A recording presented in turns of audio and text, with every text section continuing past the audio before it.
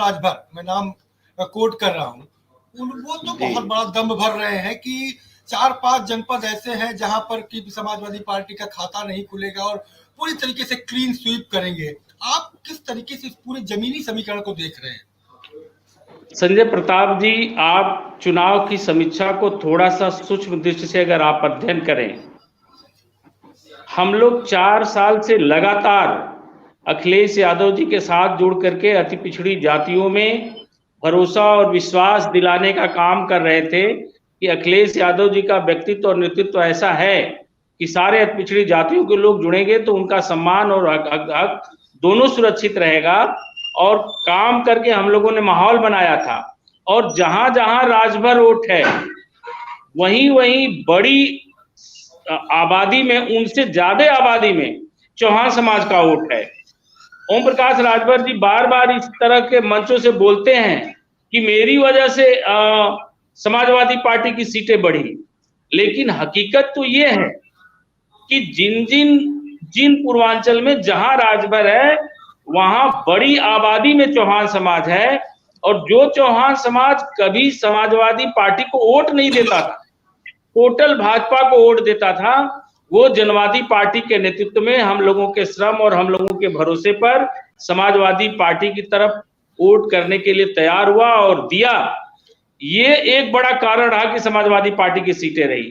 राजभर समाज और राजभर समाज का जो वोट है हम लोगों ने चुनाव में देखा है, रूट लेवल पर जाकर के देखा है, आजमगढ़ का लोकसभा का उपचुनाव देखा है। ओम प्रकाश राजभर मंच पर बड़े बड़े भाषण दे रहे थे और लगातार इस बात का आह्वान कर रहे थे कि हम समाजवादी पार्टी के साथ हैं, और इनके कार्यकर्ता रूट लेवल पर भारतीय जनता पार्टी के लिए काम कर रहे हैं।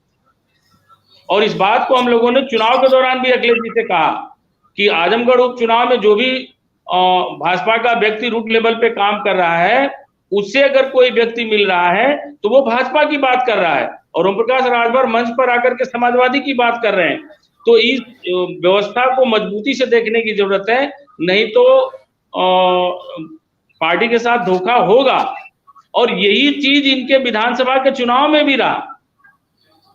इनके कार्यकर्ता इनकी प्रवृत्ति के अनुसार ही व्यक्तिगत राजनीति करते हैं, व्यक्तिगत हितों की राजनीति करते हैं, पैसों की राजनीति करते हैं, राजनीति को एक तरह से व्यापार के रूप में करते हैं।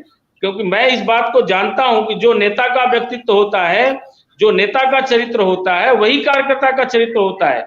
और ओम प्रकाश राजभर का यह चरित्र रहा है कि राजनीति को अपने व्यक्तिगत हितों के लिए व्यवसाय की तरह यूज किया है, और यही चरित्र उनके कार्यकर्ताओं के बीच भी भरा हुआ है, और यही कृत्य उन लोगों ने किया है।